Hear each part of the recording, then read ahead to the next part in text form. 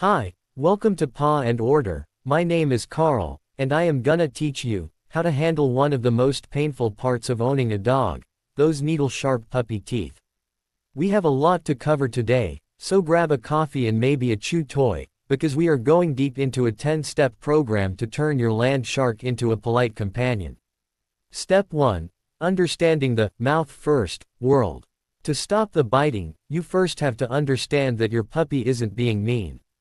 They don't have hands. Imagine if you had to go through your whole day using only your mouth to pick things up, feel textures, and play with friends.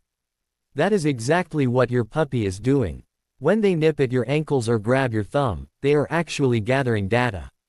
They are learning what is soft, what is hard, what moves, and what stays still. This is called multihanding. If you get angry or yell, the puppy thinks you are just barking back, which makes them more excited.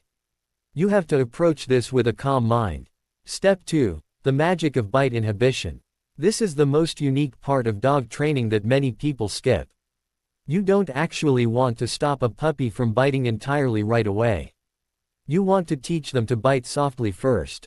This is called bite inhibition. In the wild, puppies play with their brothers and sisters. When one puppy bites too hard, the other puppy lets out a high-pitched yip and stops playing. This teaches the biter that hard pressure equals no more fun. You need to mimic this. When your puppy nips you, give a sharp, high-pitched ouch or yip. It shouldn't be a scary scream, just a sound that says, "Hey, that hurt."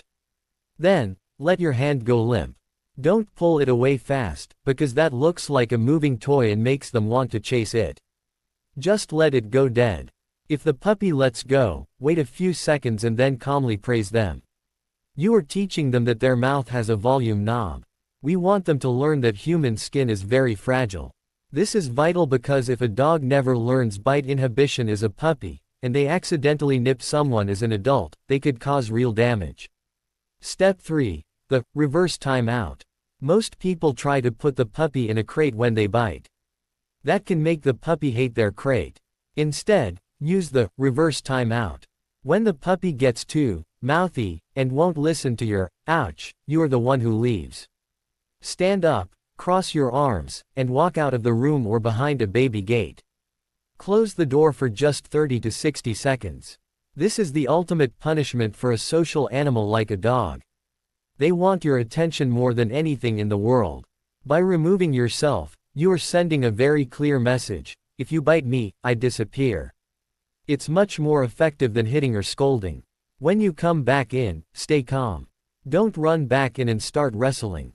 Walk in quietly. If they jump and try to bite again, turn around and walk right back out. It might take 10 tries in 1 hour, but eventually, the light bulb will go off. They will realize that the fun stops the second their teeth touch your skin. Step 4. Redirection is your best friend. You cannot just tell a puppy, no. You have to tell them, yes, to something else. Puppies have a physical need to chew, especially when they are teething. Their gums actually hurt. If you just take your hand away and give them nothing, they will find your furniture or your shoes. This is where redirection comes in. Always have a high-quality chew toy within arm's reach. The moment you see that crazy look in their eyes, the one that says a bite is coming, shove a toy in their mouth. When they grab the toy, praise them like they just won an Olympic medal. Say, "Good toy." Yes, that's it. You are teaching them a choice. Biting Carl's arm makes him leave, but biting this rubber bone makes him stay, and tell me I'm a good boy. You want to have different textures too. Step 5. Managing the witching hour. Have you noticed that your puppy becomes a demon around 7 p.m.? Most owners call this the zoomies, or the witching hour. This is usually a sign that the puppy is overstimulated or overtired. Just like a human toddler who has a meltdown at Disneyland, a puppy who has had too much excitement will start biting everything in sight, because they don't know how to turn their brain off. When this happens, stop trying to train them. Don't try to play tug. Instead, give them a settle activity. This could be a stuffed Kong, a lick mat with some peanut butter, or a long-lasting chew. Licking and chewing actually releases calming hormones in a dog's brain. It lowers their heart rate, and helps them transition into sleep. If the biting is getting out of control in the evening, it's a signal that they need a nap. Put them in a quiet space with a chew, and let them go out like a light. You'll find that a well-rested puppy bites about 80% less than a tired one. Step 6. Exercise the mind, not just the body. A lot of people think that if they just run their puppy for 3 hours, the biting will stop. Actually, over-exercising a puppy can make them hyper-fit, and even more cranky. What they really need is mental stimulation. A bored puppy is a biting puppy. You need to work their brain to tire them out. Spend 10 minutes a day on basic commands like sit, stay, and touch. The touch command is unique for biting. You teach the puppy to boop your palm with their nose. This gives them a way to interact with your hand that involves a closed mouth. Whenever they want to bite, ask for a touch. It resets their brain. You can also use puzzle feeders or hide treats around the room. When a puppy is busy sniffing and searching, they aren't thinking about nipping your heels. Mental exhaustion is much more effective at stopping bad behaviors than physical exhaustion. Step 7. Socialization with older dogs. One of the best teachers for a biting puppy isn't a human, it's an older, well-behaved adult dog. Puppies have a dog language that we can only try to imitate. An older dog will give a specific growl or a look when a puppy gets too pushy. If the puppy bites the older dog's ear too hard, the older dog will correct them instantly. This social correction is incredibly powerful. If you have a friend with a vaccinated, calm adult dog, set up a playdate. Watch how the older dog sets boundaries. Step 8. Hands are not toys. This is a rule for you, not the dog. We often make the mistake of using our hands to tussle with the puppy. We wiggle our fingers, we rub their bellies roughly, or we push them away playfully when they nip. To a puppy, this is wrestling. If you use your hands as toys, you cannot be surprised when the puppy treats them like toys. From now on, your hands are only for 2 things, petting and feeding.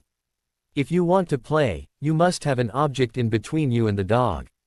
A long tug rope is perfect, because it keeps your skin far away from the danger zone. If the puppy misses the rope and hits your hand, the game ends immediately. Step 9. The power of the lure and reward. Sometimes we accidentally encourage biting by pulling our hands away quickly, which triggers the puppy's prey drive. Instead, we can use food to change their emotional response to our hands. Hold a high-value treat like a small piece of boiled chicken inside your fist. Let the puppy sniff and lick your hand to get it. They will probably nibble or paw at your hand at first. Wait. The moment they stop nibbling and just lick or pull back, open your hand and let them have the treat. This teaches them that calm mouth equals food. You can eventually move to holding the treat between your fingers.